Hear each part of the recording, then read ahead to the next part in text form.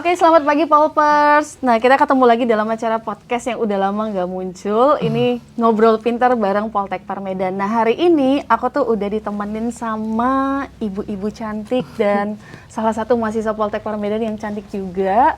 Nah, aku kenalin dulu satu-satu. Selamat pagi. Ini Ibu Minauli, Ibu Irna Minauli ya Bu. Iya. Nah Ibu ini adalah psikolog di Poltekpar Medan dan juga dari Irna Mina Consulting ya Bu? Minauli Consulting. Oh, Minauli Consulting, oke. Kemudian ada Ibu Sally, Ya, Kepala selamat pagi, Unit Bu dari Christine. Konseling di Poltekpar Medan. Oke, dan satu lagi ada Mutia dari Pengelolaan Perhotelan. Halo Ibu. Hai, say hello to kamera guys.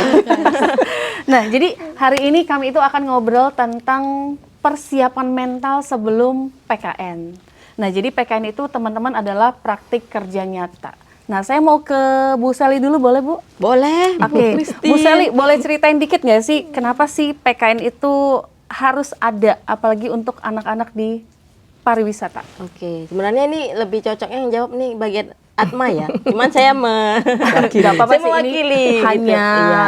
intermezzo. Iya, jadi sebenarnya PKN itu kan salah satu kewajiban gitu ya di dalam akademik juga merupakan sebuah kewajiban bagi mahasiswa-mahasiswi Poltekpar Medan yang merupakan ya satu bagian dari pembelajaran mahasiswa. Jadi nggak cuman belajar di kampus, teori, praktek, namun juga ada masuk ke dunia industri agar bisa mempraktekkan lah seperti itu apa yang sudah dipelajari di kampus. Jadi mahasiswa juga punya sudut pandang baru terkait pembelajarannya, bagaimana menggunakan ilmunya itu tadi gitu ya di industri seperti itu. Oke, berarti intinya PKN itu penerapan teori-teori dan praktek yang dibelajar di kampus terus diterapkan di industri gitu ya. Benar. Biar anak-anaknya juga tahu, oh ternyata industri perhotelan tuh kayak gini nih, ternyata industri pariwisata itu seperti ini gitu ya Bu. Oke, nah aku langsung mau ke Bu Irna nih.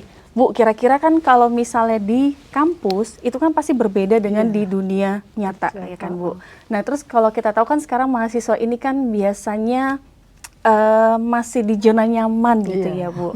Nah terus sekarang isu mental itu kan sangat booming gitu ya Bu. Nah kalau menurut Ibu tuh kira-kira nih sebelum Mutia nanti PKN Bu, kira-kira dia harus siapin apa aja sih Bu? Gitu. Banyak ya kesiapan mental yang harus dilakukan ya. Misalnya kan kemampuan untuk beradaptasi dengan lingkungan yang baru, kemampuan bekerja sama, menuruti perintah ya. Jadi jangan anggap bahwa followership gitu ya, keinginan untuk mengikuti aturan itu juga sesuatu hal yang harus dimiliki gitu. Oh, karena kadang-kadang Bu saya motong kalau di kampus suka yang nggak usah deh gitu ya Bu. Betul. Sementara di dunia kerja kan aturan dari bos itu mutlak gitu ya. Kadang nggak sesuai dengan yang di kampus yang kita pelajari ya Bu. Betul, meskipun kita ngerasa loh kok kayak gitu misalnya ya, tapi di situ pentingnya kita ngikuti aturan yang mereka buat gitu ya. Kalau ya termasuklah di dalamnya disiplin gitu kan. Disiplin, Sementara mungkin kalau di kampus orang masih bisa lah titip tanda tangan ya, titip absen. Betul Bu. Guys, backupin ya gitu ya Bu. Di sana mana bisa gitu Iya, kan, benar, Bu, langsung benar. ketahuan kalau kita nggak hadir gitu. Jadi Iya. soft skill yang harus dimiliki gitu ya oleh para mahasiswa yang mau PKN.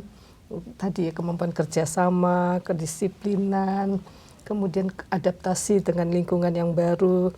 Nah kebanyakan kan kita ada satu siklus, ada satu fase sebenarnya ya. Ketika kita mau ke tempat baru, pekerjaan baru, awalnya kita pasti fase honeymoon. Wih seneng, aku mau ke tempat yang menyenangkan gitu. Betul ya. Bu, apalagi pertama kali Luar kalau konsep negeri. PKN itu gimana Bu? Iya. Pengen sambil jalan-jalan. Iya, pasti itu. Itu dulu yang dipikirin ya Bu. Apalagi yang Bukan tanggung jawab besar yang dihadapi. Dia nggak mikir aku akan kerja di hotel gitu Iya, kan. Dia mikirin bener. nanti aku ke happy-happynya. Malaysia 1, 2, 3 ngapain ya? Ke Hong Kong ngapain ya? Ke Bali, ke pantai gitu ya Bu. Betul, jadi itu fase honeymoon ya wajar sih semua akan menghadapi gitu ya. Seneng-seneng, bahagia, selfie di sana sini gitu ya. Bisa posting Bu di Bisa. sosmed. Tapi ditunggu ya Ibu. Aku menunggu banget Bu. Postingannya terus nanti di tag ke Poltekpar Medan gitu Bu. mereka lupa tahap berikutnya adalah fase krisis. Rasanya tidak enak ya, Bu? Iya, karena ternyata berat ya gitu ya. Capek ya berdiri terus, capek ya. Jam kerjanya panjang, misalnya 8 jam, 12 jam gitu kan. Selain udah mulai nih ada homesick gitu kan. Rindu orang tua, rindu pacar, rindu makanan gitu ya. Pasti. Nah itu yang kepingin di sini biasanya peserta mulai mundur ya.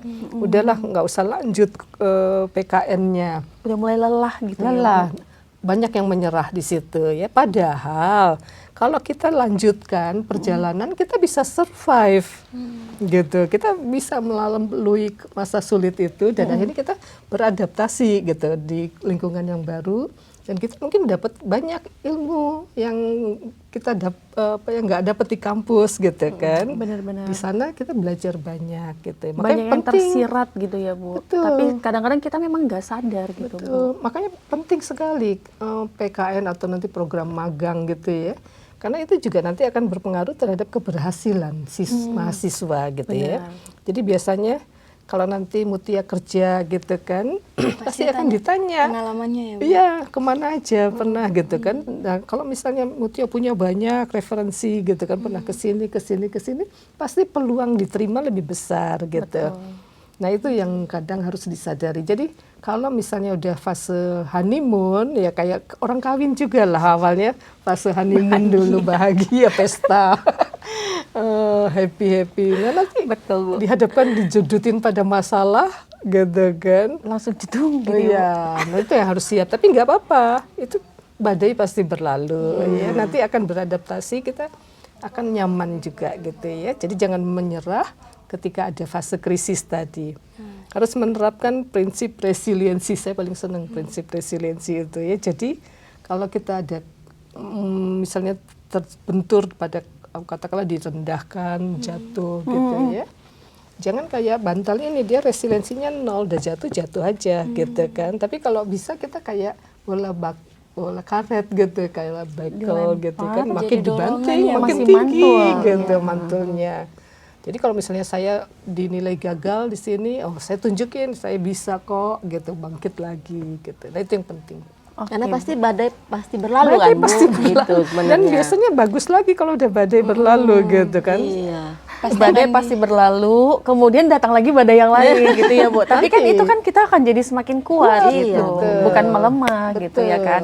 Oke, nah setelah ini dari Bu Irna, kalau dari tim konseling kira-kira persiapan untuk anak-anak PKN ini apa aja sih, Bu? Boleh tahu nggak, Bu? Kalau dari tim konseling sendiri kita kan memang sejak semester yang lalu gitu kita udah bikin program buat anak-anak yang mau berangkat. Kita punya program yang namanya Motivation and Resilience Class seperti itu. Fungsinya buat apa? Buat itu tadi anak-anak bisa menghadapi fase krisis itu tadi. Jadi nggak cuma disiapkan mentalnya karena takutnya nanti ketika mereka masuk fase setelah honeymoon, fase krisis ini nih yang di titik terendahnya nih minta pulang gitu kan. Padahal sebenarnya bisa dilalui. Minta pulang terus dipospon terus bingung mau ngapain merekanya. Nah, jadi sebenarnya apapun permasalahannya gitu ya, Bu ya. Kita pengennya agar mahasiswa memahami bahwasanya mereka itu bisa melewatinya gitu. Bahwasanya modalnya mereka itu motivasi mereka. Dan mereka juga punya kemampuan resiliensi itu sebenarnya gitu. Jadi mereka pengen kita ajak paham gitu tentang diri mereka, bahwasanya mereka ada loh punya motivasi loh gitu. Dicari loh apa yang bisa cari kalau misalnya ngerasa motivasinya hilang, ayo cari apa yang bisa dijadiin motivasi dan bahwasanya manusia juga siapapun punya resiliensi gitu. Tinggal mau aja gitu. Cuman memang kadang-kadang kita nggak sadar ya, kita tuh punya resiliensi itu ya, Bu. Iya. Makanya sebetulnya sih saya nggak terlalu setuju juga dengan konsep motivasi. Nggak penting kalau menurut saya motivasi, yang penting itu persistensi. Kedisiplinan gitu ya. Tekun gitu ya, Bu. Tekun, diselesaikan kasus satu sampai selesai gitu ya. Kalau motivasi itu ibaratnya saya dengar motivasi mungkin meningkat nih. Semangatnya 100. Tapi begitu lewat begitu dihadapin drop. gitu, Bu. Tapi kalau misalnya persisten kita terus misalnya saya dibiasakan misalnya katakanlah saya bangun jam 5, kemudian saya melakukan ini itu gitu dan sampai akhirnya kebiasaan-kebiasaan baik yang dilakukan itu akan lebih bertahan Lebih pasti, gitu berarti ya. slow tapi sure ya Bu. Iya. Jangan Jadi fast persisten, tapi betul. cepat down gitu ya. Oke. Nah coba ya Bu, ibu-ibu kita coba mendengarkan nih kira-kira perspektif dari sisi mahasiswa gimana? Karena kan tadi memang Poltek Medan itu sudah berupaya ya untuk menyiapkan mahasiswa sebelum PKN. Tapi kita juga pengen tahu nih ya Bu, kira-kira dari sisi mahasiswa gimana nih? Mutia boleh cerita nggak? Kan kamu nih udah siap-siap mau PKN kan? PKN-nya kira-kira kemana? Di Malaysia, Ibu. Di Malaysia. Nah, kira-kira aku boleh tahu nggak persiapan kamu dari awal, terus kira-kira kenapa milih harus di Malaysia itu apa gitu? Nah, yang pertama saya ingin milih di Malaysia, yang pertama itu untuk pengalaman baru ya Bu pastinya. Karena kan kita mau tahu juga negara luar itu gimana cara mengapakan anak magang. Karena kayak saya juga pribadi udah pernah ada pengalaman di hotel untuk sebagai casual kan Bu. Jadi saya mau lihat juga di luar itu gimana cara mengatasi anak magangnya. Nah, yang kedua itu kemungkinan kalau misalnya yang di luar negeri kan bisa membawa nama Poltekper juga nih. Linknya juga lebih bisa bagus. bisa naik nih di luar negeri. Pasti yang lainnya juga wow hebat nih Poltekper Medan kan bisa naik gitu. Itu yang kedua. Nah, kalau untuk persiapannya yang pertama pastinya Bu mental ya Bu. Mental, percaya diri. Tapi kadang ada rasa campur aduk juga Bu, rasa takut. Saya apa nggak ya di sini, bisa nggak ya, mampu nggak saya ya di nanti hotel nanti. Terus jika nanti saya ada kesalahan, apakah saya dimarahin atau dipulangkan bahkan kan Bu. Nah, itu juga sih rasa takut saya. Tapi kalau senang ya pastilah Bu, apalagi kan sekarang udah di ada sekarang kami udah dikasih Kesempatan. ya kesempatan untuk di luar negeri gitu kan. Bagus ya. Nah, Peluang jadi saya bagus. merasa wow, saya berarti ini bisa ngelewatin ini nih gitu, walaupun nanti di sana tuh apapun yang terjadi udah lewatin aja lah gitu. Makanya pun memang perlu juga nanti kan ada kami kan pada pembekalan kan Bu, pembekalan melalui kampus. Nah, itu mungkin jadi motivasi kami juga dan penyemangat kami juga untuk kami bawa ke sana gitu. Berarti saat ini sebenarnya Mutia itu merasa senang, tapi di satu Cemas. sisi cemas Takut, juga iya, gitu. takut. Tapi kecemasan ini lebih pada maksudnya apakah saya mampu akan bertahan di situ gitu ya. Terus bagaimana sih kira-kira mereka akan memperlakukan kami anak magang ini gitu ya. Terus kira-kira pekerjaan apa yang akan kami hadapi gitu. Tapi Sesuai Mutia nggak sama yang kami lakukan di hotel. Mutia sudah ini belum sudah tahu nggak penempatannya di mana, di FO atau di HK Nah, gitu? kalau untuk kami saya di Malaysia itu di Hotel Ixoranya Bu, dan saya penempatannya di front office. Oh di FO, oke berarti kalau di FO itu Bu Irna dia akan lebih banyak ketemu orang secara langsung dan pasti banyak orang asing Komplain, gitu. handling komplain itu yang harus Dia dikuasai. handling komplain, terus kamu juga harus tahu nih melihat orang yang berbeda-beda. Karena kan balik lagi kalau di Malaysia itu kan multi etnis ya Bu, sama kayak di Indonesia. Tapi memang bahasa yang mereka pakai itu juga bervariasi gitu. Nah kira-kira kalau Mutia udah ready belum? Ready Bu, Harus ya. ready kan lah. Ready nggak ready, harus Tapi ready. mumpung kita lagi di sini Mutia, kira-kira kamu pengen nanya langsung nggak nih ke Bu Irna tentang kecemasan Mutia gitu? Ada nggak? Ada Ibu, saya mau nanya, jika nanti lah di sana ada rasa kita kan pasti ada rasa down kan Bu, setengah jalan tuh kita aku udah lelah nih, aku udah Berarti ini capek masuk ke nih. fase krisis tadi ya, setelah di honeymoon fase- gitu ya. Iya, setelah atau kita di sana tuh dimarahin gitu kan Bu, dimarahin staff-staffnya yang ada melakukan satu kesalahan terus dimarahin dan ancamannya mau pulang, mau dipulangkan gitu kan Bu. Gimana, apa yang harus saya hadapi Bu? Apakah saya ngelapor ke pihak PKN atau ya saya hadapin aja gitu? Iya, harus dihadapi ya, karena banyak anak atau orang tuh yang cenderung blame avoidance ya, takut menghindari dia disalahkan, menghindari kritik ya. Padahal ketika kita dimarahi, ketika kita dikritik, itu kan kita belajar sesuatu gitu kan. Jadi anggap bahwa setiap feedback itu untuk kebaikan kita gitu. Karena kan mungkin ya kita apalagi fase belajar, nggak mungkin langsung sempurna gitu ya. Nah, para supervisornya itu mereka udah berpengalaman. Justru kita harus menganggap bahwa itu sebagai satu pelajaran berharga ya. Jadi justru dari kesalahan itu kita belajar sebenarnya ya. Jangan sampai salah lagi gitu. Jangan mengulangi kesalahan dan kita bisa lebih naiklah kita pengetahuannya ya. Misalnya ini dulu waktu saya menjemput dosen saya di hotel, terus dia tanya, Irna tadi kamu nunggu di mana katanya ya. Terus saya bilang di resepsionis katanya.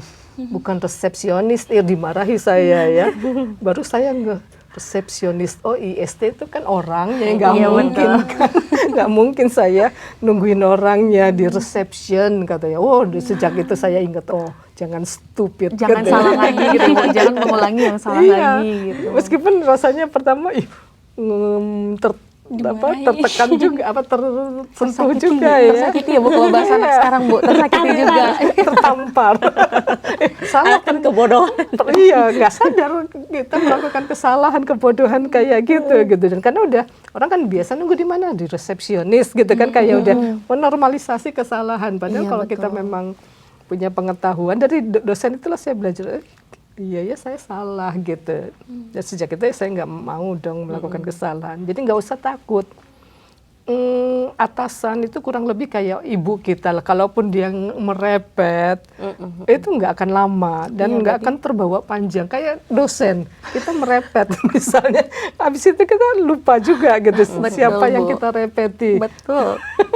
Jadi anggap sebagai satu proses pembelajaran gitu ya. Jadi jangan terlalu dibawa ke perasaan, baper kata anak muda ya. Benar Bapak. Jadi baper itu ketika kita merasa bahwa ego kita tersakiti.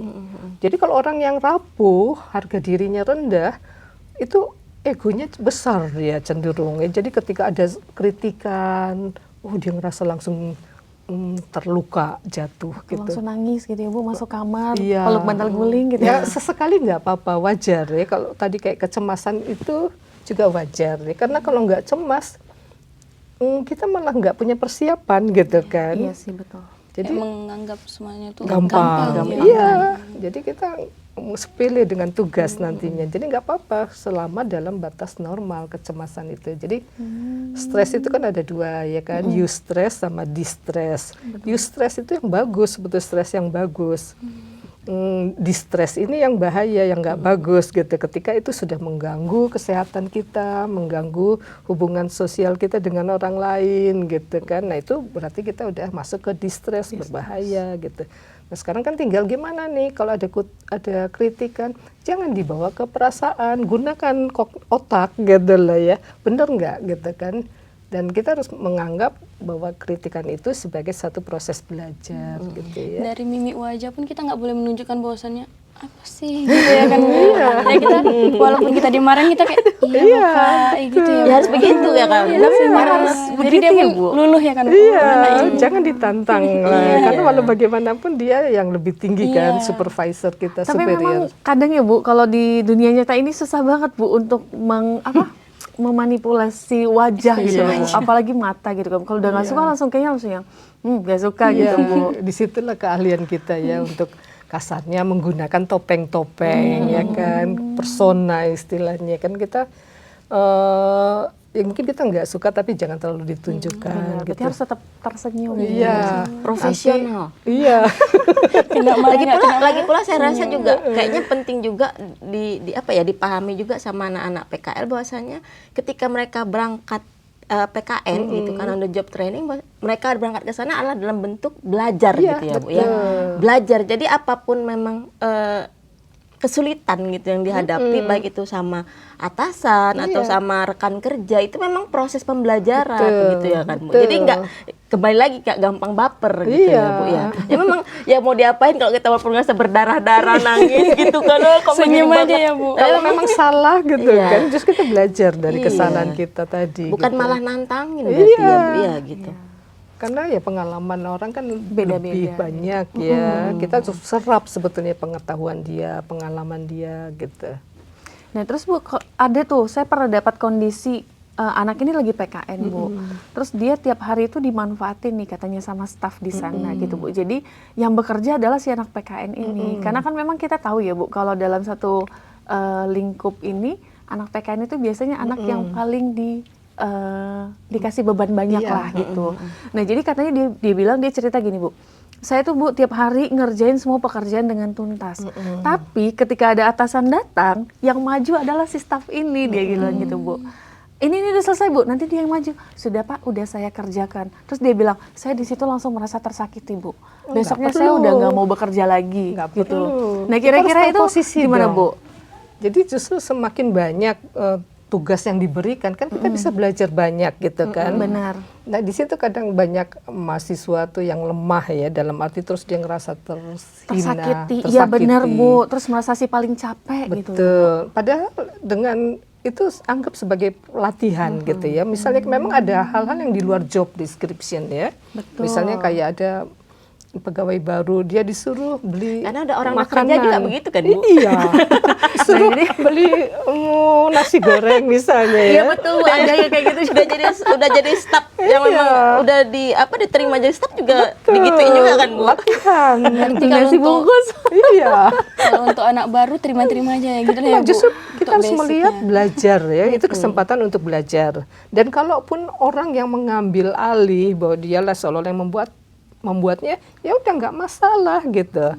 Karena ya memang kita belum punya juga tuh kompetensi untuk ini loh saya yang Untuk kerjakan, melawan dia juga. untuk menonjolkan diri, nggak perlu gitu. Karena Di kita situlah belum kenapa perlu perlu itu ya, Bu. humble. Di situlah kita bagaimana bersikap rendah hati gitu kan.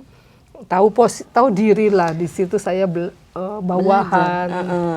Makanya tadi memang harus memposisikan Iya. punya apa sih framing Betul. dirinya itu sedang belajar Betul. begitu. Jadi tidak merasa itu tadi gampang baper, saya dimanfaatin. Iya. Karena memang kalau secara Posisinya. realitanya bisa jadi memang begitu kali ya Bu, Betul. dimanfaatin. Cuman kita secara individu yang memang datang ke sana Iya. belajar ya memang harus merasa ya saya belajar. Jadi Iya. apapun yang memang disuruh ya itu proses pembelajaran yang mungkin bisa jadi kalian nggak akan dapat di kampus gitu, Betul. misalnya untuk hal-hal tertentu, pekerjaan-pekerjaan tertentu Iya.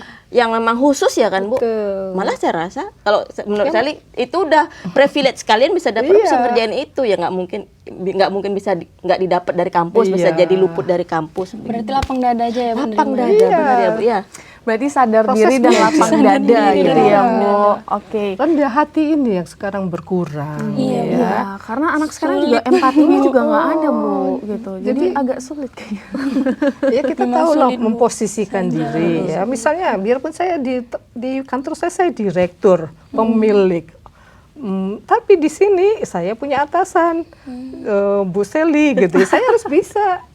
Saya lagi di mana gitu kan. Memposisikan diri. tempat kita di mana Makanya gitu ya Bu. kita tuh nggak cukup jadi seorang leader aja. Kita harus sebetulnya punya dua kompetensi ya, sebagai leadership, memiliki leadership dan sebagai followership. Jadi harus seimbang gitu loh. Kadang saya sebagai pimpinan ya saya harus atur gimana anak buah saya. Tapi sebagai bawahan ya saya harus ngikuti gitu. Mau nggak mau ya Bu. Betul. Nah di sini yang keseimbangan untuk penyesuaian diri itu ya kita akan lebih berhasil. Kalau kita bawa terus, oh saya lebih tua, saya lebih pengalaman, saya punya jabatan di tempat lain, oh nggak kepake. Gitu. Tapi memang pada Kerjasamanya saat-saat jadi seperti jelek. itu emosi kita sangat diuji ya Bu kayaknya ya. Itu Hati sebetulnya dan tergantung pikiran gitu, Bu. gimana kita mempersepsi keadaan. Kalau kita mempersepsi sesuatu itu sebagai negatif, otomatis negatif Semuanya semua. negatif. Tapi kalau kita mempersepsi itu sebagai hal yang positif, ya kita akan belajar gitu kan. Jadi misalnya nih, asisten saya bilang, kamu yakin mau bantu saya bilang, karena saya orangnya perfeksionis. Saya bilang titik koma pun jadi masalah buat saya bilang ya. Kamu siap kalau saya stu-stuin, saya bilang ya. Betul. Nah, jadi dia akhirnya tuh membandingkan misalnya dengan psikolog lain yang senyum manis, tapi dia nggak dapat feedback apapun. Memang nggak pernah dimarahi, tapi dia nggak pernah belajar gitu kan. Nggak pernah belajar dari kesalahan. Kalau sama saya mungkin terpontal-pontal misalnya, tapi dia belajar banyak gitu. Nah di situ tergantung kembali pada persepsi kita. Kalau kita udah punya negatif duluan, ya udah negatif. Tapi kalau kita nganggap itu sebagai proses belajar, sesuatu yang positif, makanya kan dalam kognitif behavior therapy itu kan sebetulnya intinya adalah kognitif kita, pikiran Cara kita berpikir itu akan kita. mempengaruhi behavior kita, perilaku kita gitu. Makanya yang perlu dikendalikan, dikelola tuh pikiran. Dia Makanya- akan berpengaruh ke perilaku. Ada statement ya Bu, sebenarnya musuh utama manusia itu bukan orang lain, bukan teman, Iya, bukan siapa-siapa, tapi dirinya adalah sendiri. pikiran kita sendiri Iya, ya Bu. betul.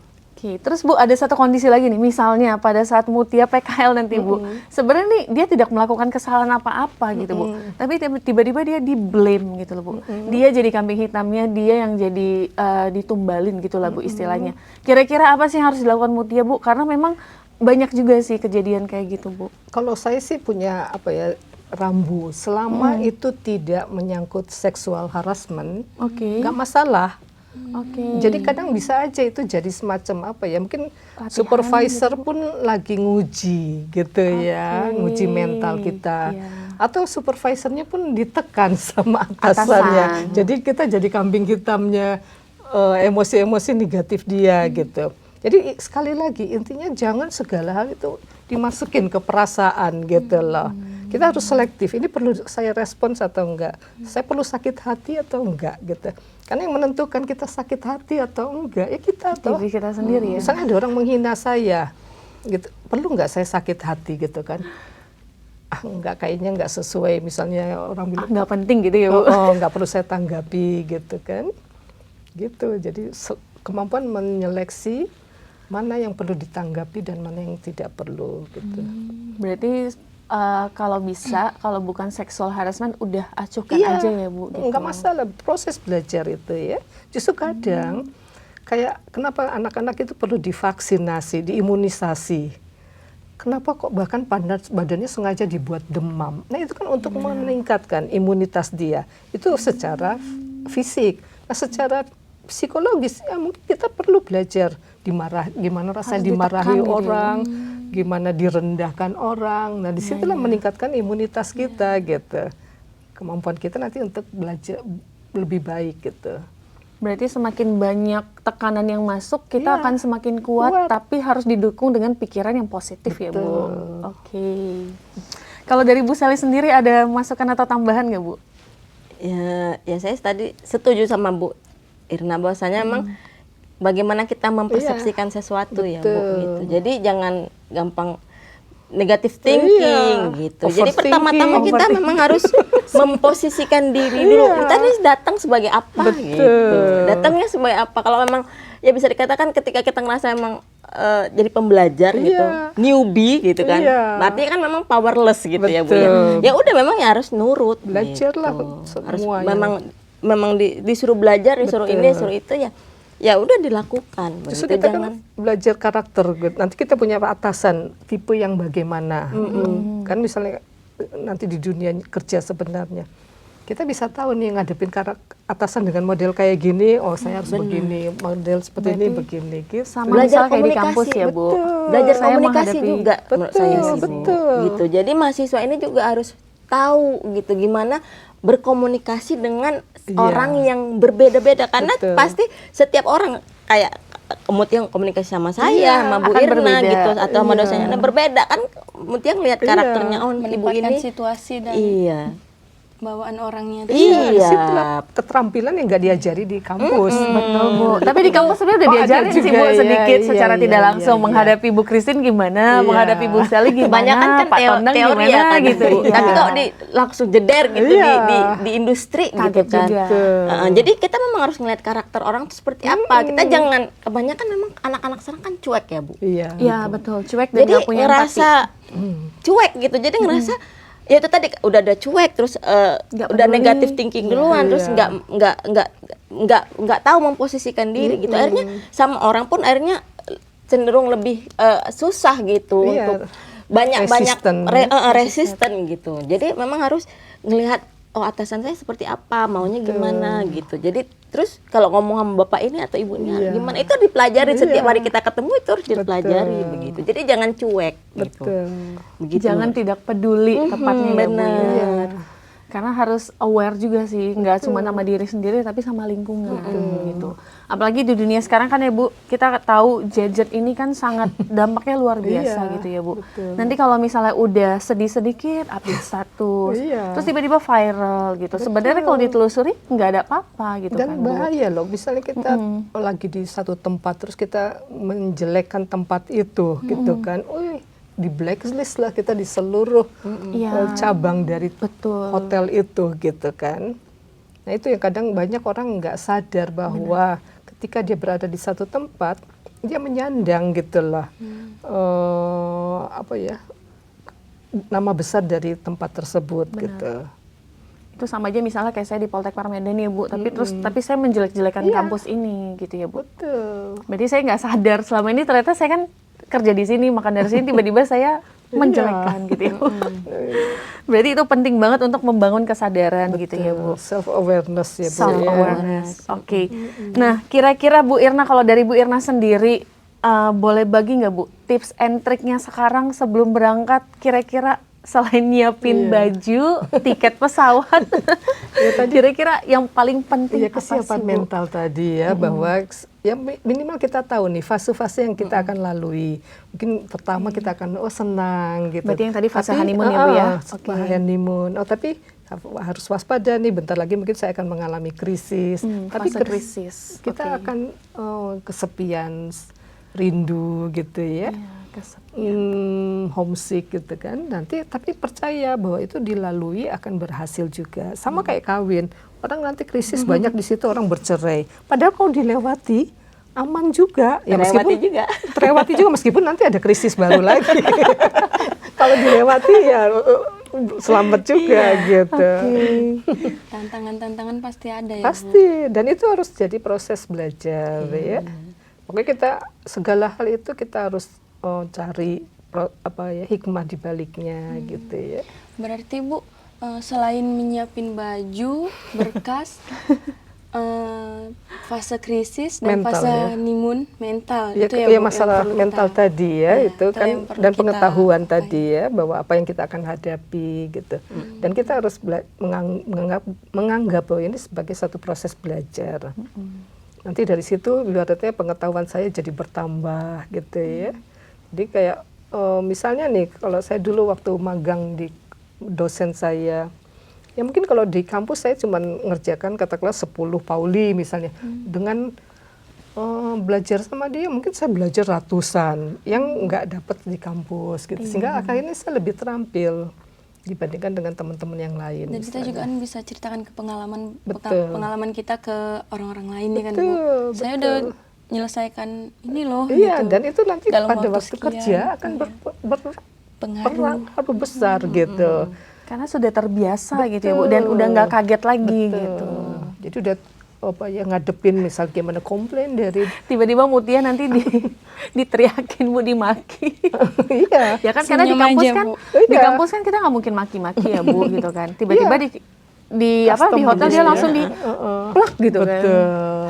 Gitu. Nanti Senyum itu nanti aja, akan Bu, menjadi senyum. satu kompetensi yang biasanya akan ditanya pada waktu Mutia dan teman-teman yang lain melamar kerja ya. Biasanya kita akan tanya situasi-situasi yang pernah dialami ya, situasi-situasi buruk. Misalnya pernah nggak ada pengunjung hotel yang komplain, yang marah-marah. Nah kalau kita belum punya pengalaman, kan gimana kita bisa menjawab? Tapi ketika kita punya pengalaman, oh ya saya pernah punya pengalaman waktu itu situasinya seperti ini, tugas saya ini, tindakan yang saya ambil ini hasilnya bagaimana gitu. Terus bisa lebih semangat ceritanya ya Bu, Betul, daripada kan tidak ada based on true story true gitu loh Bu. story Iya, gitu, nggak ngarang. pengalaman di lapangan dan tidak mengarang gitu ya. Betul. Nah itu jadi nilai tambahnya lebih gitu. Kalau misalnya smooth aja, semua lancar, nggak ada. Zona gitu. nyaman sekali Bu. Nggak belajar ada juga kalau proses kayak gitu kan belajar, Bu. iya. Nggak naik tingkat Bu, Betul. istilahnya. Karena tantangan-tantangan itu sendiri kan supaya kita naik tingkat Betul. gitu, lebih baik. Jadi kan makanya kenapa orang yang dulunya, kalau saya lihat sih, dulunya banyak tantangan yang Betul. dihadapi itu memang lebih apa ya? Berhasil. Lebih berhasil ya Bu. Lebih cepat Memang. meningkatnya. Betul. Karena dia bisa tahu bangkit kembali gimana gitu ya. Dia tahu fasenya di mana dia senang-senang, di mana dia jatuh, gimana cara dia stabil lagi gitu ya Bu. Dan akhirnya dia berdiri sekarang gitu ya. Oke. Nah Mutia, masih ada yang mau ditanya? Kira-kira? Sepertinya sudah cukup Ibu. Udah cukup ya, berarti Mutia udah siap belum ini? Soalnya kamu kan sebenarnya Malaysia itu tidak terlalu berbeda ya culture-nya dengan kita, tapi mungkin perilaku orangnya yang berbeda ya Bu dengan Indonesia gitu. Tapi lain-lainnya sih aman. Kalau makanan gimana Mut? Kira-kira? Makanan aman Ibu, apa aja dimakan. Selagi yang bagi kami kan Muslim halal, ya udah. Ya itulah tadi yang Ibu bilang tadi, kita harus menempatkan di mana kita situasi kita itu, ya kita harus nempatin gitu. Lagi-lagi ini kan PKN untuk belajar kan Bu.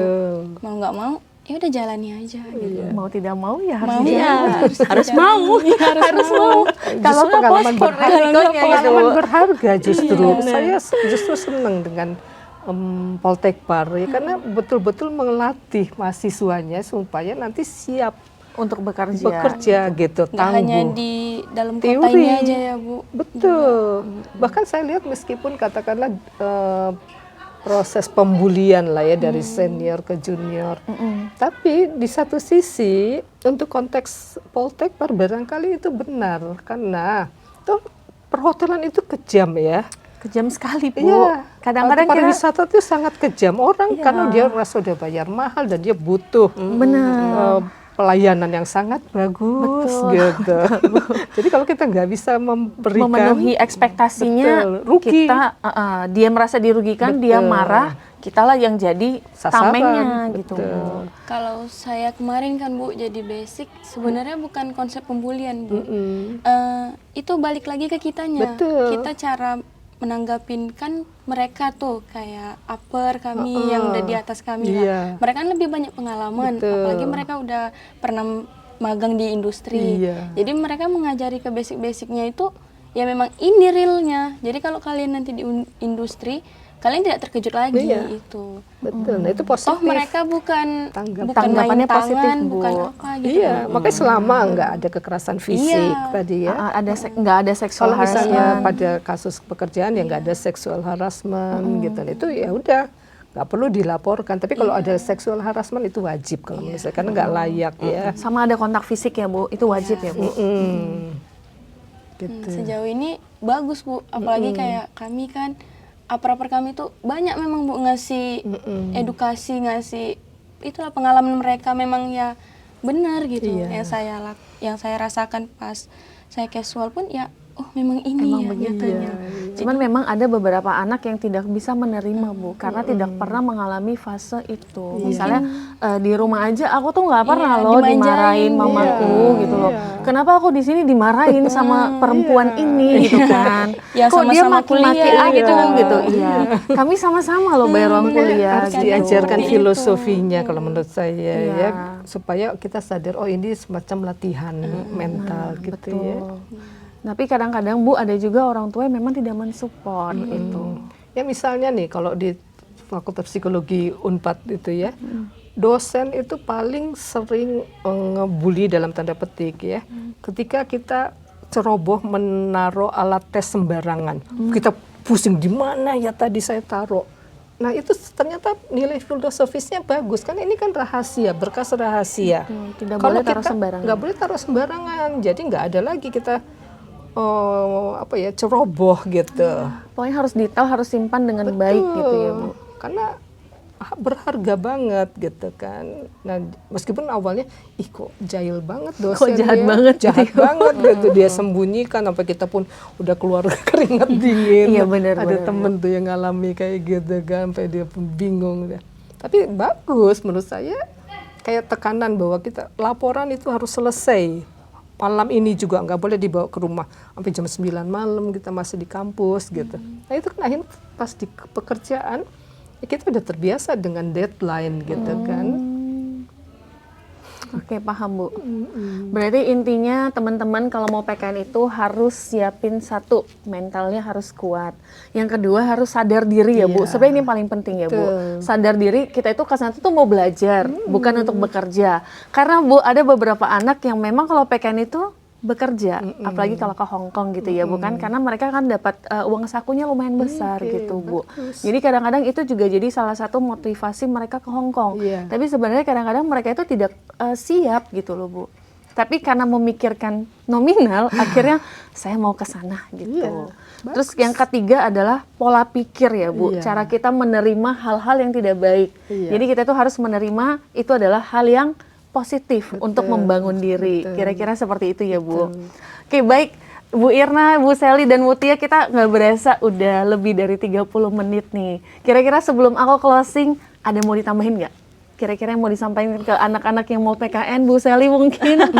Jangan sampai ya, apa yang dilakukan Bu Sally ini tidak berimpact untuk kalian. Nextnya udah nggak ada lagi. Nggak, bercanda.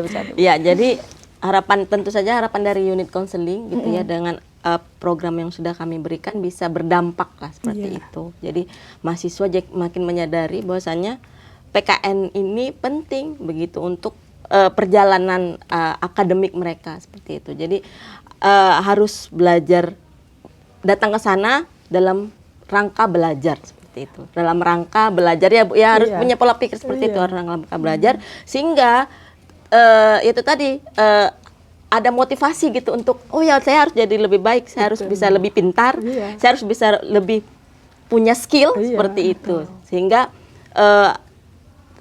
resiliensinya bisa muncul di dalam diri setiap mahasiswa. Jadi pulang ya selesai PKN-nya gitu, jangan ada lagi yang postpone di tengah jalan begitu. Itu harapan jadi, dari konseling. Akhirnya dalam satu angkatan itu bisa PKN bareng-bareng, pulang bareng-bareng, bisa wisuda bareng-bareng ya, Bu. 100%. 100%. Amin. Oke, baik Polpers di rumah, sampai di sini dulu ngobrol pintar hari ini. Nanti kita ketemu lagi di tema berikutnya. Oke, bye-bye.